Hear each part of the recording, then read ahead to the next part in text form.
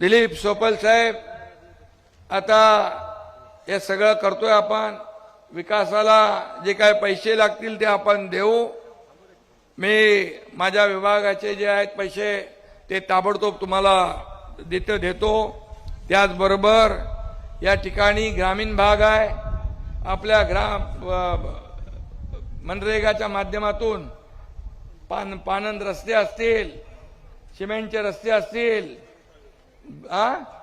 पाणी पुरवठा योजना आहे, गुरांचा गोठा आहे, विहिरी आहेत. या सगळ्याला पैसे तात्काळ आपला भरत शेठ गोगावलेचं खातं आपल्याकडे आहे. ताबडतोब तुम्हाला पैसे मिळतील. चिंता करायची नाही. खातं कुणाचंही असलं तरी सुद्धा सरकारमध्ये उपमुख्यमंत्री मी आहे. त्यामुळे नो टेन्शन. टेन्शन देणे का लेणे का नाही. आणि म्हणून मी आपल्याला एवढंच सांगतो, काम करा, लोकांचा विकास करूया, लोकांना मूलभूत सोयी सुविधा देऊया.